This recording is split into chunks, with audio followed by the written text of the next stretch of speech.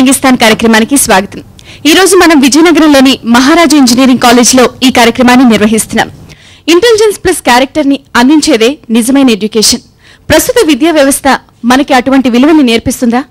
ప్రస్తుత విద్యలో మనవాళ్లు అటువంటి విద్యల్ని వంట పట్టించుకుంటున్నారా? విలువలు నేర్పని విద్య మనకు అవసరమా?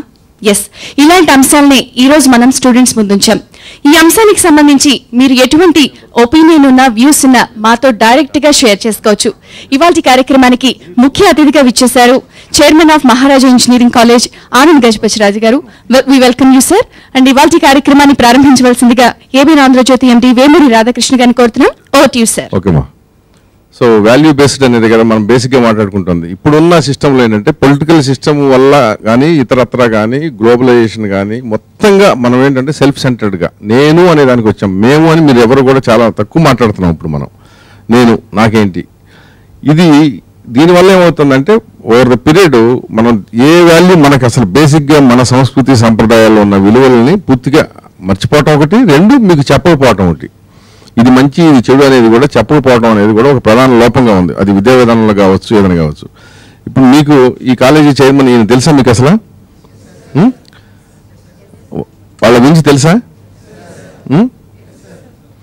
ఎవరన్నా ఒకళ్ళు లేకుండా చెప్తాను నేను. ఎవరన్నా ఒకళ్ళు ఫస్ట్ ఆయన గురించి అంటే ఇంటరాక్ట్ అవ్వడానికే నేను అనేది. భయపడద్దు, ఆయన ఈజ్ వెరీ ఫ్రెండ్లీ. ఆయన తీసుకో మైక్ తీసుకో. సో ఇప్పుడున్న పొలిటీషియన్స్ చూస్తున్నారు కదా, స్పెసిఫిక్గా కావాలని చెప్తున్నా, అడుగుతున్నా. ఇది ఈయన ఎమ్మెల్యేగా గెలిచారు తెలుసా మీకు? ఎంపీగా కూడా తెలుసు కదా. నేను ఇందాక అడిగితే ఆయన ఫస్ట్ టైం ఆయన 83లో గెలిచినప్పుడు ఎన్టీఆర్ పార్టీ పెట్టినప్పుడు ₹1,00,000 ఖర్చు చేశారండి. అది సో వీళ్ళు బై బర్త్ బై డైనాసిటీ రాజులు కదా, పరిపాలించిన రాజులు, బై క్యాస్ట్ కాదు, బై డైనాసిటీ. వాళ్ళు ఇప్పుడు ఎలా ఉన్నారు, ఇప్పుడు కార్పొరేటర్ కూడా ఎలా ఉంటున్నాడో గమనించండి. దాన్ని బట్టి మీకు అర్థమవుతుంది సార్. అంటే లైఫ్ స్టైల్ అనేది నేను చెప్తాను. Yes sir. ఇప్పుడు ఆనంద్ గజపతిరాజు సార్కి ఆల్రెడీ ఒక టైటిల్ కూడా ఇచ్చినట్టు అయింది సార్. సాహెబ్ అని ఎలాగో అని అంటాం. సాహెబ్ పోస్ట్ పార్టీ ఆనంద్ గజపతిరాజు గారిని. సో ఆయన ఎంతో కాంకర్ చేసి, లేదంటే ఆల్మోస్ట్ 1950 July 17th ఆయన పుట్టింది నుంచి టిల్ 1995 పివిజి గజపతిరాజు గారు పాస్ అయిపోయిన తర్వాత నుంచి ఆయన the whole of the MANSAS ట్రస్ట్ని ఆయన షోల్డర్స్ మీద నడిపిస్తున్నారు సార్. ఎంత కెపాసిటీ లేకపోతే ఎంత సక్సెస్ఫుల్గా ఇన్ని ఇయర్స్ ఇప్పుడు ఒక ఇంజనీరింగ్ కాలేజ్ అండ్ ఎంఆర్పీజీ కాలేజ్ వాళ్ళ ఫాదర్ డ్రీమ్ సార్ అది. సో పివిజి గజపతిరాజు గారు పాస్ అయిపోయిన తర్వాత కూడా చాలా సక్సెస్ఫుల్గా దాన్ని రన్ చేస్తున్నారు. ఆయన ఎంతో అంటే ఒక మనిషిలోని ఎంతో పట్టుదల, ఎంతో స్టఫ్ ఉంటే కానీ అలాంటి ఇన్ని ఇయర్స్ ఆఫ్ సక్సెస్ని చూడడం కష్టం కాదు. So and in fact Anand Gajapathiraju sir వల్లే చాలా సాయంత్రాలు మా జీవితాల్లోని ఒక అంటే అమ్మాయి లేకుండా రొమాంటిక్ గాను, డబ్బులు లేకుండా రిచ్ గాను ఆనంద్ గజపతిరాజు సార్ వల్ల అయింది. ఎందుకంటే ఆ లైబ్రరీలోని మేము చదివిన పుస్తకాలు, మేము ఎక్వైర్ చేసుకున్న knowledge, that is what really we completely utilize that for our futures. So ఆయన్ని ఈరోజు అంటే నేను కాలేజ్ జాయిన్ అయిన తర్వాత ఇంత దగ్గరగా ఆయన చూసినందుకు నాకు చాలా గర్వంగా ఉంది సార్. తెలుసుకోవాల్సింది ఏంటంటే, 1 second, వాల్యూ బేస్డ్ పాలిటిక్స్ కి వాల్యూ లేని ప్రజెంట్ పాలిటిక్స్ కి డిఫరెన్స్ కి సింబల్ వీళ్ళు. వాళ్ళ ఇయర్స్ పొలిటీషియన్స్ వీళ్ళు. ఇప్పుడు పాలిటిక్స్ లో తట్టుకోలేక ఆయన పక్కకి వెళ్ళిపోయాడు. ఆయన నాకెందుకు లేని చెప్పి హాయిగా చక్కగా ఒక ఇన్స్టిట్యూషన్ ని అది రెస్పెక్టబుల్ గా, I think it is true trust కదా. Sir, I'm very happy to hear the compliments that you have made about us, about me also. Thanks. But I tend to disagree with you. All the strength, all the courage, all the capacities, all the facilities, everything has been provided by the students and the staff, by the public.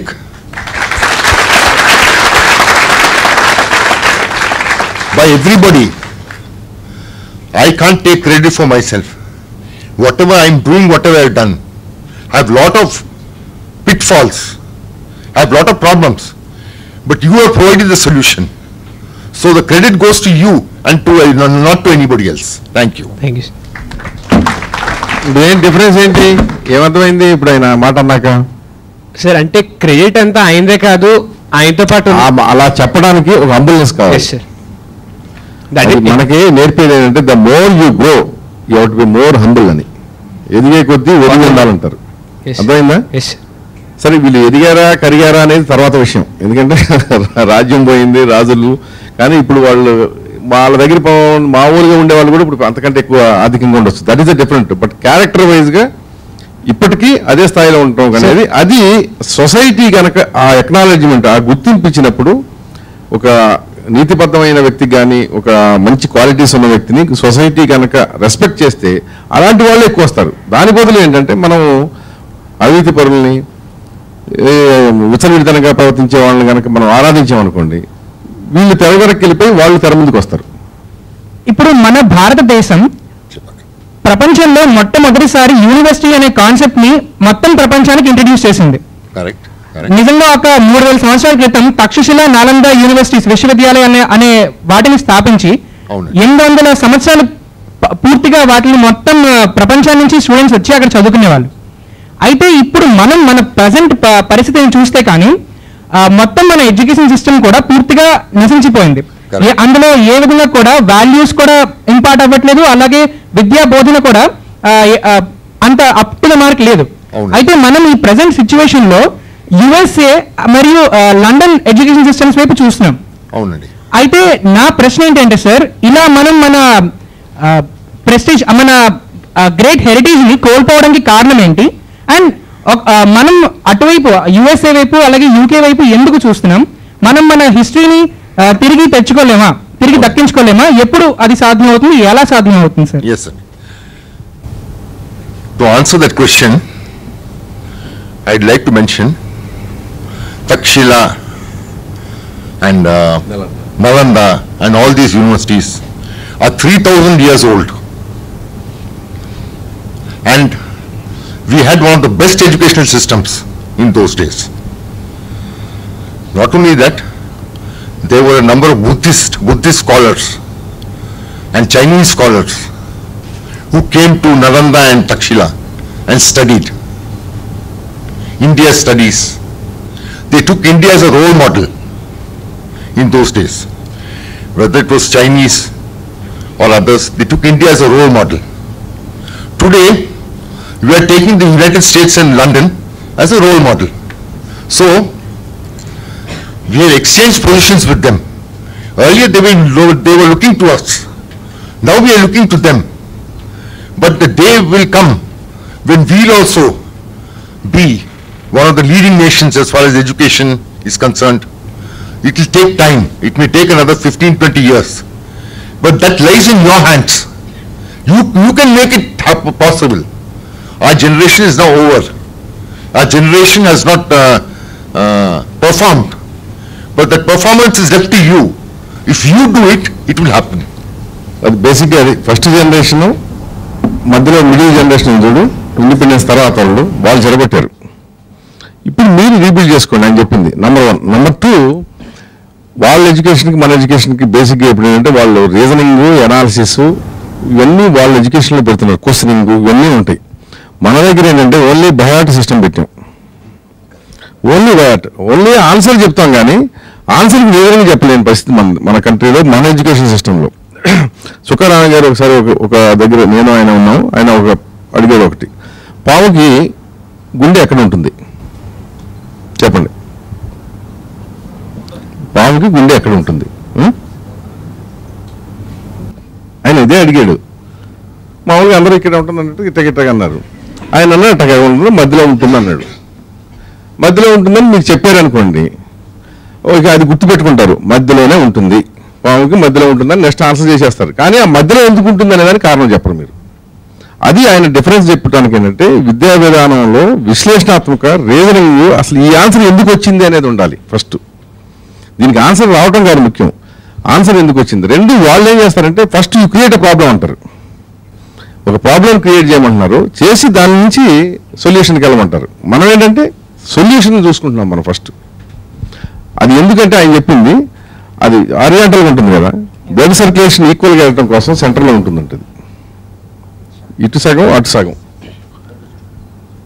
So ఇదేంటంటే ఇవన్నీ ఏంటంటే మనం ఇది ఇట్లాగే ఎందుకు ఉంటుంది అనేది మనం ప్రశ్నించుకుంటూ వెళ్తే అప్పుడు నాలెడ్జ్ వస్తుంది. మీరు ఇందాక మనం ఇంటరాక్టివ్లో అడిగినప్పుడు కూడా అదే, ఎందుకు మన వాళ్ళకి ఉద్యోగం రావట్లేదు అంటే రీజనింగ్, ఈ అనలిటికల్ నేచరు మన దగ్గర ఇప్పుడు పోయి కేవలం ర్యాంక్ ఓరియంటెడ్ ఎడ్యుకేషన్ వచ్చింది కనుక ద సాడ్ పార్ట్ ఏంటంటే ఇది మనకి. దాని నుంచి మీరు మళ్ళీ రీబిల్డ్ చేసుకోండి. ఓల్డ్ లెగసీ ఏదైతే ఉందో ఆ లెగసీని మళ్ళీ తెచ్చుకోండి. మీరు ఒకప్పుడు ప్రపంచానికి నాయకత్వం వహించాం, విద్యలో ఉన్నాం, రైట్? అది గతం కాకూడదు కదా, భవిష్యత్తుకి చేయండి. వర్తమానం పోయాం, అట్లీస్ట్ భవిష్యత్తులో మళ్ళీ అగైన్. Okay, next. సార్ ఇప్పుడు మన ఇండియాలో మొత్తం 3 సెక్టర్స్ ఉన్నాయి sir, agricultural sector, industrial sector and IT sector. Sir 1948లో on the eve of independence Jawaharlal Nehruji మనకి ఇండస్ట్రియల్ సెక్టర్ డెవలప్మెంట్ చేయమని చెప్పారు సార్. ఇండస్ట్రియల్ సెక్టర్ డెవలప్ చేయమని చెప్పారు కానీ అగ్రికల్చరల్ సెక్టర్ డౌన్ ట్రేడింగ్ చేయమని చెప్పలేదు సార్. ప్రస్తుతం మన ఆంధ్రప్రదేశ్ పరిస్థితి తీసుకుంటే పంజాబ్తో కంపేర్ చేసుకుందాం సార్. ఎందుకంటే ఎక్కడైనా మనం ముందు ఉండాలంటే కంపారిజన్ చేసుకోవాలి కాబట్టి, సొసైటీలో ఉంటున్నాం కాబట్టి కంపేర్ చేస్తున్నాం సార్ పంజాబ్తో. ఇప్పుడు ఆ పంజాబ్ చాలా రకాల అగ్రికల్చర్లో చాలా బాగా డెవలప్ అయింది sir.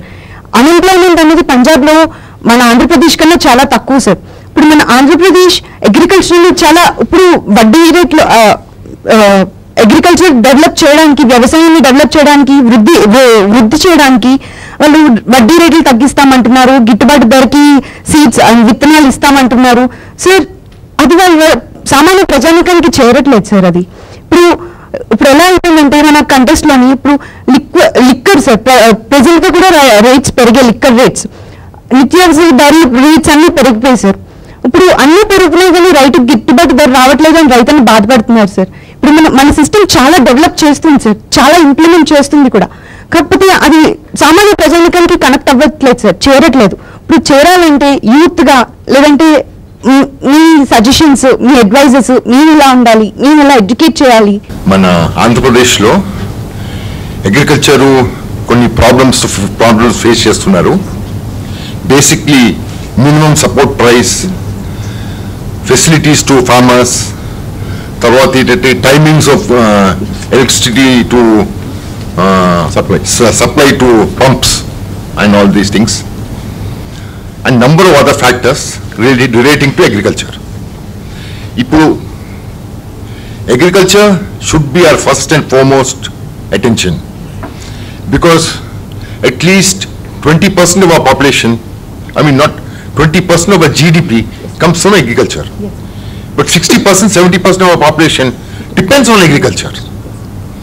Service sector again is now booming, but service sector does not employ so many people. Industry also does not employ so many people. So slowly we should start going from the agriculture sector to the industrial sector, from the industrial sector to the service sector. It should be a slow transition. This transition is not taking place properly in India, and planning also is poor, and implementation also is poor. And there are hardly any think tanks. Ital Deshalo, you take USA, Britain, yes, Europe and all that, they have think tanks. That means these bodies, they work as research organizations to provide the information and advice to various sections of the society. So they provide advice to various sectors of the society. That is not taking place properly in India. Yes, sir. So, as I mentioned earlier also, when you take over the reins of government, when you take over the reins of institutions, then kindly consider all these things. We are putting across a question to you. You kindly consider all these things and implement all these things. Yes, sir. Okay, madam? Yes, sir. ఇప్పుడు మీరు ఇందాక నేను చెప్పింది అదే, మీరు problem identify చేశారు కదా, అవును సార్. మరి దాని సొల్యూషన్ కోసం ఎందుకు అన్వేషించరు? నేను అనేది రైతులకి గిట్టుబాటు ధర రావడం లేదు. అవును సార్. ఎందుకు రావడం లేదు? ఎందుకు గవర్నమెంట్లు ఇవ్వవు చెప్పండి మీరు. సార్ అగ్రికల్చర్ మీద కాన్సన్ట్రేషన్ లేదు సార్ పూర్తిగా ఇప్పుడు మన సిస్టమ్. చెప్పు ఇంకో, అంతేనా మీ ఆన్సర్? ఇంకెవరైనా చెప్తారా? చెప్పండి, మీకు తోచింది చెప్పండి. సో దట్ మీ దగ్గర నుంచి ఇదిగో దీనికి కారణం అని తెలిసినప్పుడు ఆ కారణం దాన్ని మనం అడ్రస్ చేయడానికి అవకాశం ఉంటుంది. Okay sir. సార్ రైతు తను సంపాదించిన తన కష్టానికి తగ్గ ఫలితం దొరకట్లేదు, తర్వాత అది కొనుక్కునేవాడు దానికి కొన్ని వందల రేట్లు ఎక్కువ కొనుక్కుంటున్నాడు, కానీ కొందరికి రూపాయికే ఇస్తున్నారు. ఈ ఇంబ్యాలెన్స్ వల్ల రైతుకి చేరాల్సింది రైతుకి చేరారు. రైట్, సరే. ఇప్పుడు మీరు బేసిక్ ఏంటంటే గవర్నమెంట్ యాంగిల్ ఏంటంటే రైతులు ఒక category, right. Majority section consumer, వినియోగదారుడు. అంటే అర్బన్లో ఉండేవాళ్ళు, ఆర్గనైజ్డ్గా వోకల్ సెక్షన్స్ కదా, వీళ్ళు నోరుండేవాళ్ళు, వీళ్ళు ఇంకో పక్కన వేసుకో. సపోజు ధాన్యానికి గిట్టుబాటు ధర అంటే మినిమం సపోర్ట్ ప్రైస్ అంటారు చూసావా, అది కనుక పెంచారనుకో మార్కెట్లో ఈ రేట్లు ఇంకా పెరుగుతాయి. సో దీని ఎఫెక్ట్ గవర్నమెంట్ల మీద పడుతుంది, అంటే ఎగనెస్ట్ అవుతారు, ఈ జనం వ్యతిరేకంగా అవుతారన్న ఉద్దేశంతో ఇలాంటి పనులు చేస్తున్నాం. బ్యాలెన్స్ చేయట్లే వాళ్ళు. వీళ్ళు ఏంటంటే ఆర్గనైజర్గా ఉండరు, రైతులంతా ఒక గ్రూప్గా ఉంటలా. మళ్ళీ ఊళ్ళో 100 గ్రూపులు 100 కులాలు గోలంతా ఉంటుంది కదా. సో దానివల్ల ఏంటంటే యూనిఫామ్ ఫైట్ లేదు కనుక వాళ్ళ దగ్గర నుంచి వాళ్ళు నోరు లేకుండా వాళ్ళు అట్లా ఉంటున్నారు. దీని నుంచి బయటపడాలంటే ప్రతి కమిటీ రికమెండ్ చేస్తుంది, కానీ గవర్నమెంట్ యాక్సెప్ట్ చేయదు సపోర్ట్ ప్రైస్ పెంచాలని. దాని బదులు ఇప్పుడు ఆఫ్ లేట్ ఏంటంటే ఎంప్లాయ్మెంట్ గ్యారంటీ స్కీమ్ అని ఉంది. ఇన్పుట్ కాస్ట్ బాగా పెరిగిపోయింది కనుక ఎంప్లాయ్మెంట్ గ్యారంటీ స్కీమ్ని కనీసం దాన్ని కనెక్ట్ చేయమంటున్నారు. అంటే కనీసం రైతులకి ఒక ఎకరానికి 2 నుంచి 3 వేల రూపాయలు ఆదా అవుతుంది. అంటే గవర్నమెంట్ ఏదైతే కూలీలకి ఖర్చు చేస్తుందో ఆ డబ్బుతో ఆ కూలీలని ఆ రైతుకి పొలంలో పనిచేయిస్తే అంతవరకు ఆదా అవుతుంది కదా. So that itself is a big support to the farmer. అది కూడా చేయట్లా. ఇవి మీరు ఇట్లాంటి వాటికి ఏంటంటే ఇప్పుడు ప్రెషర్ పెరుగుతుంది కనుక ఇవాళ కాకపోతే రేపు వస్తుంది. మీరేంటంటే రీజన్ ఇది కదా, ఈ ప్రాబ్లం ఉన్నంత వరకు కన్జ్యూమరు రైతు విడివిడిగా ఉంటున్నారు. వీడిని సాటిస్ఫై చేస్తే వీడి కోపం వస్తుంది, వీడిని సాటిస్ఫై చేస్తే వీడి కోపం వస్తుంది. సో అందుకని రైతుల్లో కూడా ఏంటంటే మోడర్న్ టెక్నాలజీని అడాప్ట్ చేసుకోవాల్సిన అవసరం ఉంది. ఈల్డింగ్ పెంచడమే ఉన్న దాంట్లో ఈల్డింగ్ పెంచుకోవడానికి ఉన్న మార్గం. కన్వెన్షనల్ వ్యవసాయం కాకుండా ఆధునిక వ్యవసాయం దానికి వెళ్ళడానికి ప్రయత్నం చేయాలి. Like we all know that imports and exports form the backbone of our economy, sir. But according to this year's statistics, exports వల్ల మనకు వచ్చిన ప్రాఫిట్ అనేది $300 billion, సార్. అలాగే ఇంపోర్ట్స్ కోసం మనం గవర్నమెంట్ అనేది స్పెండ్ చేసింది $485 billion, sir. And out of those imports మనం క్రూడ్ ఆయిల్ కోసం అని చెప్పి $160 billion అనేది ఖర్చు పెట్టాం సార్ ఇంపోర్ట్ చేయడానికి. Though our Indians have identified and understood that non-renewable resources అనేవి ఎగ్జాస్ట్ అయిపోతున్నాయి అనేది మనం గ్రహించాం సార్. గ్రహించి ఆల్రెడీ గవర్నమెంట్ అనేవి చాలా స్కీమ్స్ తీసుకొచ్చాయి sir. Like Jawaharlal Nehru national solar mission అని చెప్పి చాలా తీసుకొచ్చారు సార్, రిన్యూవబుల్ సోర్సెస్ ఆఫ్ ఎనర్జీని బాగా యూటిలైజ్ చేసుకోవడానికి. అంటే ఇప్పుడు ఒక డెవలప్మెంట్ ప్రాసెస్లో ఉంది సార్ రిన్యూవబుల్ సోర్సెస్ ఆఫ్ ఎనర్జీని బాగా యూటిలైజ్ చేసుకోవడానికి. ఇలాంటి ఒక టైంలోని మనం అంత హెవీ అమౌంట్ అనేది నాన్ రిన్యూవబుల్ రిసోర్సెస్ని ఇంపోర్ట్ చేయడానికి ఖర్చు పెట్టడం ఎంత దాకా కరెక్ట్ అని నా ప్రశ్న sir. Now, as far as exports and imports are concerned, they go by way of the economy. Economy requires certain amount of oil, certain amount of resources, certain amount of intermediate goods the country requires. So they import it from abroad. We export in turn some other goods which we manufacture here, and raw material we export. Now this composition of import versus export, as you rightly point out, we should go in more for renewable energy. That will reduce our imports, and we should go in for more mechanized exports, more finished exports of finished goods. That will help the economy and help the people also to get more jobs. Once you leave the engineering college, once you go into the economy, once you go into society, if the economy improves, then you get jobs, you get opportunities. If the economy does not improve, then you won't get so many opportunities. Yes, sir. At present, the economy is not such a strong position. That is why it's leading to sort of unemployment and all that. But hopefully, it will improve. Yes, sir. ఇప్పుడు చాలా విషయాల్లో సమస్యలు మనం కొని తెచ్చుకుంటున్నాం. అవును sir. ఇప్పుడు మీరు పల్లెటూరేనా ఇది? సార్ ఏ ఊరు మీది? కోరుకుంటా సార్. దగ్గరే కదా, ఊరే కదా. Yes sir. ఇదివరకు గోబర్ గ్యాస్ ఉండేది ఎవరో తెలుసా? తెలుసా అసలు ఎవరికన్నా గోబర్ గ్యాస్? సో మనకి పశువులు ఉండే కదా, దాంతో పేడ ఎంత ఉండి దాని నుంచి గ్యాస్ ప్రొడ్యూస్ చేసేవాళ్ళు, వంట ఇవన్నీ కూడా దాంతో అయిపోయాయి. ఇప్పుడు ఎవరన్నా అసలు గోబర్ గ్యాస్ ఉందా ఎక్కడన్నా? మనం అంతా కాల్ గ్యాసో ఆ గ్యాసో ఈ గ్యాసో తీసుకుని రేట్లు పెరిగి నేను ఏడవటము. మన గేదెలే కదా, మన ఆవులే కదా అక్కడ ఉండేది. అది మనం ఎన్ని ఏంటంటే మనం అలవాటు చేసుకుంటున్నాం. కన్జ్యూమరిజం అనేది ఓవర్ కన్జ్యూమరిజం అవటం వల్ల కూడా మనకి ఇంపోర్ట్స్ ఎక్కువ అయిపోయి ఇంబ్యాలెన్స్ వచ్చేసింది. Sir here I want to quote something sir, like మీరు అన్నారు కదా సార్ బయోగ్యాస్ అనేది యూటిలైజ్ చేయట్లేదు ఈ మధ్యకాలంలోని. The place where I stay in, like I stay in Sainik school Korukonda campus sir. We have a biogas plant there.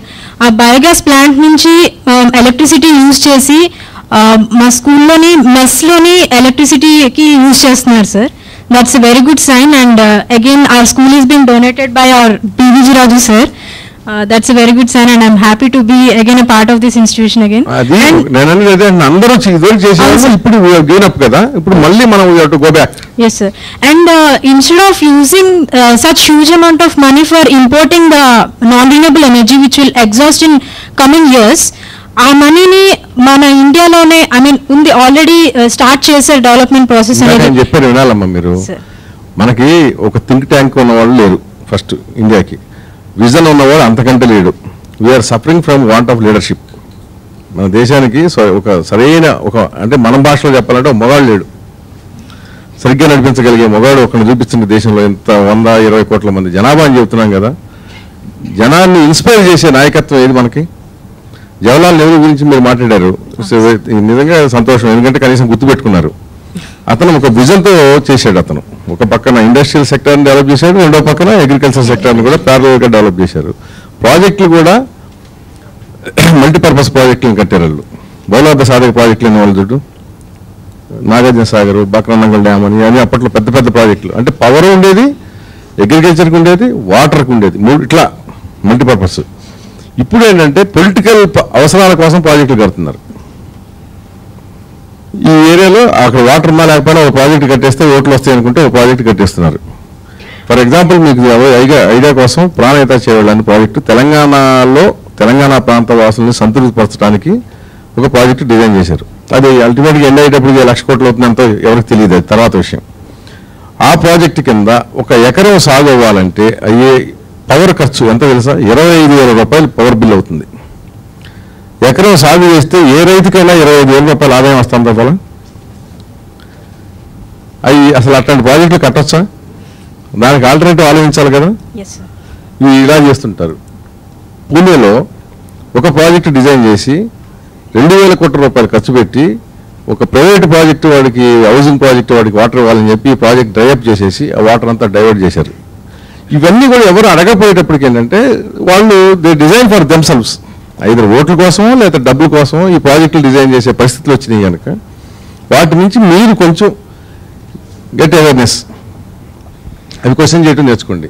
Sir నా question ఏంటంటే, ఇప్పుడు Gujarat comparing to 4 years back Gujarat same మన పొజిషన్ సార్, మనకన్నా దారుణంగా ఉంది సార్ పొజిషన్, అంటే కంపేర్ చేసిన పవర్తో.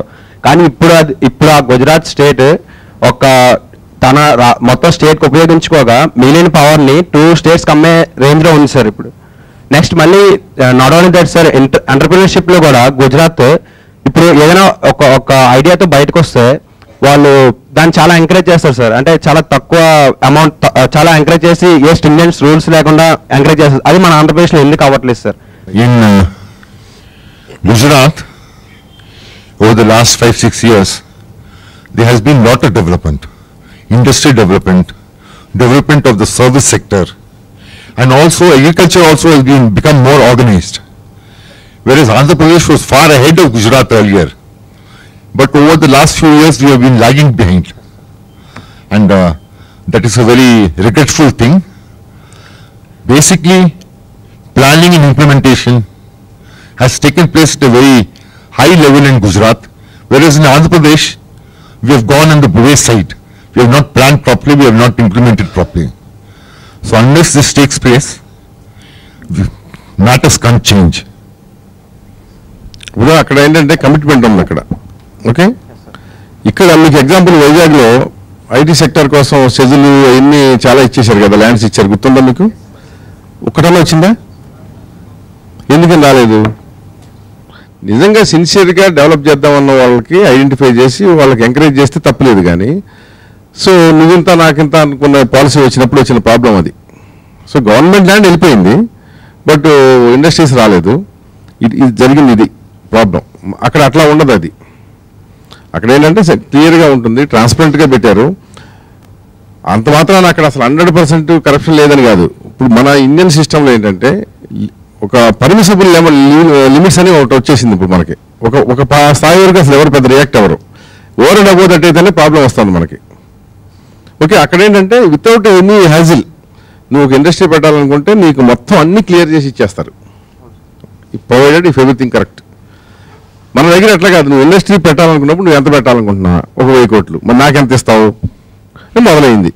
ఈ సిస్టంతో ఏంటంటే మొత్తం కరెక్ట్ అయిపోయి ఆ పెట్టేవాడు కూడా ఇది నేను 1000 కోట్లతో పెడితే నాకు వచ్చేదానికంటే ఇది ఏదో ఒక 100 ఎకరాలు 200 ఎకరాలు లాగి పారేస్తే ఇంకెక్కువ వస్తుంది కదా అనే ఆలోచన వచ్చి ఓవర్ నైట్ కోటీశ్వర్లు ఎట్ అయ్యారు అంటే this is the reason.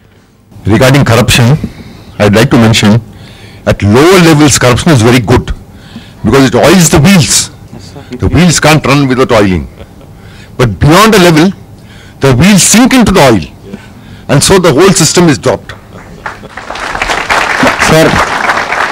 Sir not only that sir, sir recently తమిళనాడులో జయలలిత గారు క్యాంటీన్స్ పథకం ఒకటి పెట్టారు సార్. ఇప్పుడు మన ఆంధ్రప్రదేశ్ లో ఏమవుతుందంటే బియ్యం వేస్తున్నారు సార్, రూపాయికి కిలో బియ్యం వేస్తున్నారు సార్. మిగతావన్నీ గ్యాస్ ధర రీసెంట్ గా పెంచారు సార్.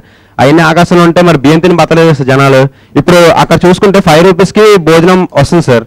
టోటల్ గా ఒక లేమన్ బతకగలదు సార్. ఒక పూట ఒక రోజంతా 20 రూపీస్ పెట్టుకుని ఈజీగా బతకచ్చు సార్. అదే మన ఆంధ్రప్రదేశ్ లో ఎందుకు ఇంప్లిమెంట్ చేయలేకపోతున్నాం అంటే మీరు అసలు రూపాయి బియ్యం పెట్టినప్పుడు అడగాలి కదా మీరు. సార్ రూపాయి బియ్యం పెట్టినప్పుడు అడగడం, రూపాయి బియ్యం పెట్టినప్పుడు మీరు ఏమైనా అడుగుతున్నారు ఎవరన్నా? సార్ అది కొంతవరకు ఉపయోగపడుతుంది సార్. అసలు రూపాయి బియ్యం అవసరం అప్పుడు అవసరం అంటే కాదు, మీరు చెప్పండి. మనం are developing are going back sir. 1983లో ఈయన కూడా మినిస్టర్, అప్పుడు ఎడ్యుకేషన్ మినిస్టర్ కదా, ఎన్టీఆర్ చీఫ్ మినిస్టర్. అప్పుడు market price wise 5 rupees I think rice. 2 రూపాయల కిలో బియ్యం ఆయన ఇంట్రడ్యూస్ చేస్తే that was criticized by the Congress leaders. You agree? Unproductive, fine rice unproductive అని చెప్పి తిట్టేవాళ్ళు. అంటే ఓన్లీ 3 రూపీస్ సబ్సిడీ. ఇప్పుడు మార్కెట్లో ఎంత ఉంది బియ్యం? సార్ అదే చెప్తున్నాను. మార్కెట్లో ఎంత ఉంది? 30 రూపాయల పైన ఉంది కదా, 30 రూపీస్ పైన ఉంది కదా. ఆ 2 రూపాయలు అన్నాడు, రేపు పొద్దున కూడా ఎవరు వచ్చి నేను ఊరికే తప్ప అంటాడు. సార్ ఇది అల్టిమేట్గా ఏంటంటే మీరు చదువుకున్న వాళ్ళు కనుక ఆలోచించాల్సింది ఏంటంటే నిజంగా నీకు ఆకలి వేసినప్పుడు పెడితే నీకు కనీసం గ్రాటిట్యూడ్ ఉంటుంది. నువ్వు బాగా తినొచ్చాక మళ్ళీ ఇంత తినన్నావు అనుకో, నీకు సంపుతున్నాడు అంటావు నువ్వు. అవును సార్. అది నీకు అసలు దానివల్ల ఉపయోగం లేకపోగా ఏది ఇద్దరికి కూడా ఉపయోగం ఉండదు. సేమ్ థింగ్ వాళ్ళు ఏంటంటే నిజంగా ఇప్పుడు ఏదైనా ఒక కరువు కాటకాలు వచ్చినాయి అనుకోండి, అప్పుడు గవర్నమెంట్ రిస్క్కి వస్తే అర్థం ఉంది. బట్ జనాన్ని సోమరిపోతులుగా ఒక పక్క, రెండో పక్క తాగుబోతులుగా తయారు చేయటం అనేది ఏ బాధ్యతయుతమైన ప్రభుత్వం చేసే పనే సార్. కాదు సార్, నేను అంటుంది అదే సార్. ఇప్పుడు అదే గవర్నమెంట్ ఈ రేట్లు పెంచకుండా ఆ కిలో గవర్నమెంట్ రేట్లు పెంచదమ్మా సార్. అదే సార్ నేను వినండి, మీరు గవర్నమెంట్ రేట్లు పెంచదు, మీరు అది కూడా తెలుసుకోండి. ఇందాక ఆయన అన్నారు ఎకానమీ గురించి కూడా. మీరు ఆ విచ్చలవిడితనాన్ని ఎలవ చేసేస్తే ఎప్పుడైనా సరే గవర్నమెంట్ మార్కెట్ ఇంటర్వెన్షన్ అనేది ఒకటి ఉంటుంది. ఇదివరకు చేసేవాళ్ళు.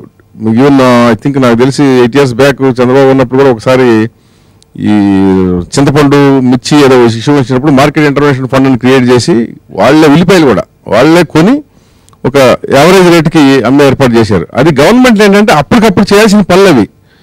ఏది ఎసెన్షియల్ కమోడిటీస్ రేట్లు పెరిగితే. బట్ ఇప్పుడు ఏంటంటే అసలు ఏది కూడా ఎవరికి రియాక్షన్ లేదు అసలు. సార్ అది కంట్రోల్ చేయడానికి ఇలా పెడితే బాగుంటుంది కదా అని అది మీరు క్వశ్చన్ చేయండి. See, regarding all these subsidies that you're talking about, basically they should be targeted. In other words, those groups that require subsidies should be given subsidies, and those groups who do not require subsidies should not be given subsidies. But now, across the line, most people, I will say pressure groups are getting subsidies. So this should be discussed in think tanks, should be discussed in the public flora, and then government should come to a conclusion how to solve this problem. What you're mentioning is absolutely correct. It's a major problem today, targeting of subsidies. Means in Tamil Nadu it's successful now, sir. Tamil Nadu they are subsidizing as far as rice is concerned, all these things. But they are having problems now with industrialization. Because infrastructure has come down, That Perambuttur road has become very narrow and lorries can't go on that road. and it's become potholed. So like that, they have suffered industrially because of their targeting social subsidies. So it should be a balance between social subsidies and industry, because industry creates jobs for students, jobs for applicants. Subsidies don't create jobs. So the balance should be struck between both. Yes, sir. I would ask in the forum, like Anand Gajpati garu మీరు కూడా చెప్పారు, youth అనే వాళ్ళే ఆ rains అనేది power of rains the తీసుకోవాలి and responsibility. ఆ తరుణంలో మాకు అడ్డంకులు ఎలాంటివి ఎదురవుతున్నాయంటే, ఇప్పుడు ఎడ్యుకేషన్ సెక్టర్లో మైక్రోసాఫ్ట్ కంపెనీ ఇండియాకి వస్తే హీస్ పికింగ్ అప్, నాకు ఒక ఐఐటిఎన్ కావాలి, ఒక బిట్స్ పిలానీ స్టూడెంట్ కావాలి, ఒక IIIT హైదరాబాద్ స్టూడెంట్ కావాలి అని అడుగుతున్నాడు, కానీ ఒక ఇండియన్ కావాలని మాత్రం అడగట్లేదు. ఆ ఇండియన్లో ఎంసెటియన్స్, IIITన్స్, మెనీ సెక్టర్స్ ఉంటారు. ఇప్పుడు ఎడ్యుకేషన్ సెక్టర్లోనే JNTU కాకినాడ ఒకటి, JNTU హైదరాబాద్ ఒకటి, బిట్స్ కరికులం వేరు, ఐఐటి కరికులం వేరు, ఇన్ని కరికులమ్స్ ఉన్న వల్ల మా ఈ స్టెప్ అనేది ఒక ముందుకు హెడ్కి వెళ్ళట్లేదు. దీనివల్ల అదొక ల్యాప్స్ అయిపోతుంది. Since you have been an education minister sir, you will be understanding the what kind of policy decisions to be taken in this scenario, which I would request from this forum. Yes, madam, I feel your question. See, now, it is a very unfortunate thing that jobs are being given only to IIT students, to students from business schools, from IIMs and all that. And students who are coming from rural areas and students who are coming from smaller colleges are not getting adequate jobs. Jobs is not the main thing. Qualification is not the main thing. Capacity. So the people who hire students should also look to the capacity of the student in terms of integrity, in terms of knowledge, in terms of capacity. Someone studying in a smaller institution will have more capacity than someone who is coming out of an IIT. So that is what we are following here also, madam. We are trying to pick up people from rural areas, if they are good, if they have qualifications, right qualifications, if they can perform well. So, as you rightly put it, the balance should shift in favor of the weaker sections. Now, I don't mean weaker sections in a political sense, but I mean weaker sections in terms of those who are deprived of competitive education. Socially. Sir, in that scenario, why can't we have a national curriculum for the graduation students, just like we have the CBSE curriculum? No, slowగా ఆ direction లో ఇప్పుడు మొదలైంది.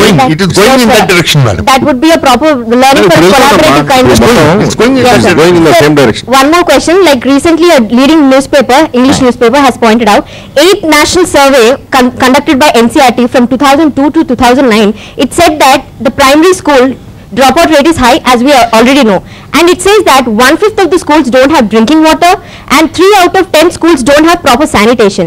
This is why the longevity of the education sector. దానికోసం NCERT study చేయాలా? మీ ఊళ్ళో మీకు కనపడదు అక్కడ?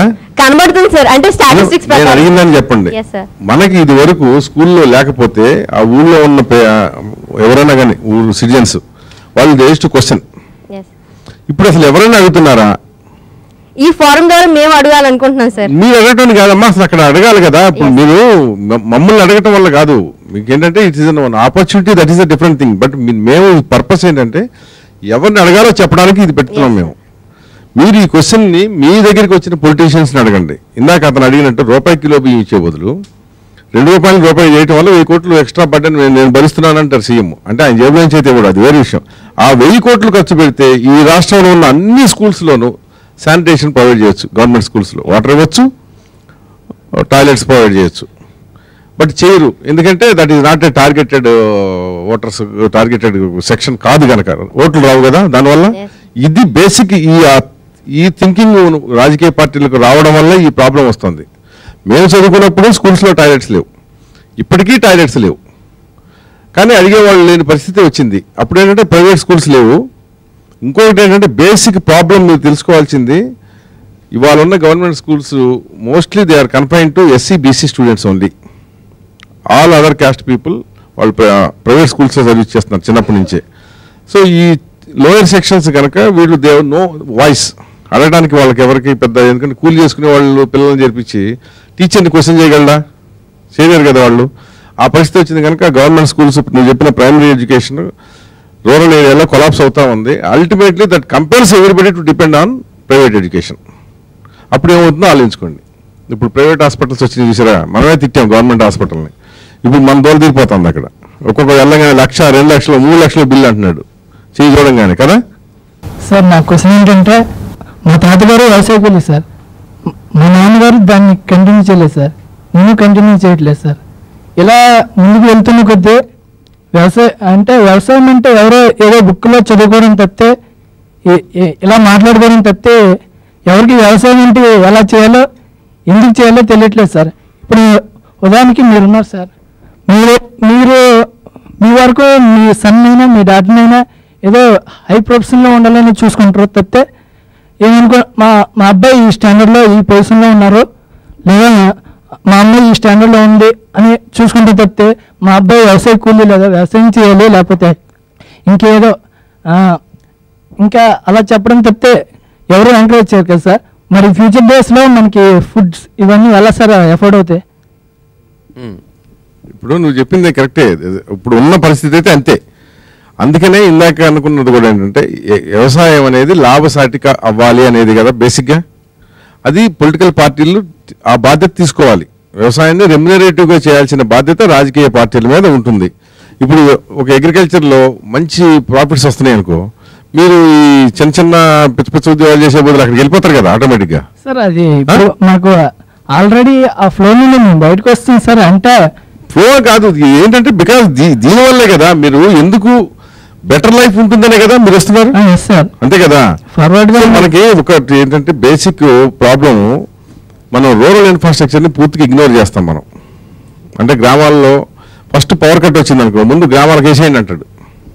గ్రామాల్లో గంటలు గంటలు కరెంట్ ఉండదు, సరైన హాస్పిటల్ ఫెసిలిటీస్ ఉండవు, వాటర్ ఫెసిలిటీస్ ఉండవు. దీనివల్ల ఏంటంటే గ్రామాల మీద చిన్న చూపు మనకు ఏర్పడింది. ఎంతో కొంత మనకి చిన్న ఉద్యోగం అయినా సరే పట్టణాలు వచ్చేయాలనే ఒక భావన రావటం. రెండోది వ్యవసాయం అనేది రెమ్యునరేటివ్ కాకపోవటం.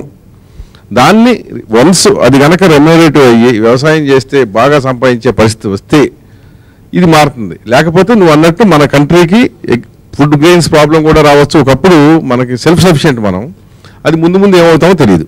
అది ఎక్కడి నుంచి స్టార్ట్ అవుతుంది sir? Agriculture day by day is becoming unremunerative, and people are shifting from villages to towns and cities. This is a trend which is being seen over a long period of time. To make agriculture profitable is a difficult thing. It is a mountainous task because there is no talent in the villages left, or no investment in agriculture projects. Basically, people in villages, their agriculture should be more cohesive and more remunerative. To some extent, Gujarat, Haryana, Punjab, they have done it, where even though the farmers congregated on the cities and towns, they still maintained a semblance of remuneration in agriculture. So that is what we should do. Andhra Pradesh also should do it in the days to come. And don't lose hope. You may yet go back to your village after 5 years or 10 years, saying that I don't like the town. That's also possible. ప్రతి మనిషికి foundation అనేది primary లెవెల్లో జరుగుతుంది కదా sir. కానీ ఇప్పుడు ఏమవుతుందంటే కొంచెం ఎఫర్ట్ చేయగలిగిన వాళ్ళందరూ ప్రైవేట్ స్కూల్స్కి వెళ్ళిపోయి పేదవాడు అనేసరికి గవర్నమెంట్ స్కూల్కి అయిపోతుంది సార్. దీనివల్ల ఏంటంటే వాళ్ళకి దొరికే క్వాలిటీ ఆఫ్ ఎడ్యుకేషన్ అనేది ప్రైమరీ లెవెల్లోనే తేడా వచ్చేస్తుంది సార్. అలా కాకుండా ఇప్పుడు మనం ఒక కామన్ స్కూల్ సిస్టమ్ అని పెట్టి, అంటే క్వాలిటీ ఆఫ్ ఎడ్యుకేషన్ అంటే సార్ ఫ్యాకల్టీ ఏదైనా ఇన్ఫ్రాస్ట్రక్చర్ అన్ని తేడా వేసారు కదా సార్ ఇప్పుడు గవర్నమెంట్. అంటే నేను వైజాగ్ హైదరాబాద్ గురించి నేను చెప్పను కానీ, బట్ డిస్ట్రిక్ట్స్లో రూరల్ ఏరియాలో ఉండే ఈ దిక్కుమాలిన ప్రైవేట్ స్కూల్స్ కంటే గవర్నమెంట్ స్కూల్స్లో ఉండే వాళ్ళ faculty more efficient and powerful. కావాలంటే మీరు చెక్ చేసుకోండి. అవును సార్, కానీ క్వాలిఫైడ్ ఆల్సో. సార్ ఇప్పుడు ఏమంటున్నా అంటే కామన్ స్కూల్ సిస్టమ్ అని పెడితే ఇద్దరికి ఈక్వల్ లెవెల్ ఆఫ్ ఎడ్యుకేషన్ అనేది దొరుకుతుంది సార్. అదే విధంగా గవర్నమెంట్ అనేది ఒక ఇనిషియేటివ్ స్టెప్ తీసుకొని స్కీమ్స్ కింద కాకుండా సార్ వాళ్ళ ఓన్ బ్లడ్ రిలేషన్స్ ని అక్కడున్న దగ్గరున్న గవర్నమెంట్ స్కూల్లో జాయిన్ చేస్తే ఆటోమేటిక్ గా గవర్నమెంట్ స్కూల్స్ కూడా డెవలప్ అవుతాయి కదా సార్. అవుతాయి. గవర్నమెంట్ బోర్డు అంత ఖర్చు పెడుతుంది. కానీ దాని ఉపయోగం లేకుండా అదే సార్ డబ్బు వచ్చేసరికి కరప్షన్ ఉంటుంది సార్. సో అలా కాకుండా మా అకౌంటబిలిటీ లేని పరిస్థితి వచ్చింది మనకి. ఇప్పుడు మీ సంగతి మాకు తెలియదు. ఇప్పుడు మేము చదువుకునేటప్పుడు డిఓ కూడా కాదు, డెప్యూటీ డిఓ అని ఉండేవాళ్ళు. ఆ డెప్యూటీ డిఓ వస్తున్నాడు ఇన్స్పెక్షన్ అని తెలిస్తే టీచర్లు ఉనికి చచ్చిపోయేవాళ్ళు. వారం రోజుల ముందు నుంచి మొత్తం పిల్లలందరినీ తయారు చేసి వాడు ఏం అడుగుతాడో, ఏ ప్రశ్నలు ఆన్సర్ చేయకపోతే ఉద్యోగం పోతున్నా, ఇంత భయం ఉండేది. ఇప్పుడు అసలు ఎవరో ఏమీ చేయలేని పరిస్థితి. అందుకే సార్ ప్రైవేట్ స్కూల్స్ ద్వారా ఎలాగో కామన్ స్కూల్ సిస్టమ్ అనేది పెట్టలేం సార్. గవర్నమెంట్ స్కూల్స్ ప్లాట్ఫామ్ కింద తీసుకునే మనం కామన్ స్కూల్ సిస్టమ్ అనేది ఇంప్లిమెంట్ చేయగలం సార్. చేయగలిగితే చాలా అద్భుతం. అదే సార్, అది ఇనిషియేటివ్ గవర్నమెంట్ లీడర్స్ పొలిటీషియన్స్ తీసుకోవాలి కదా సార్.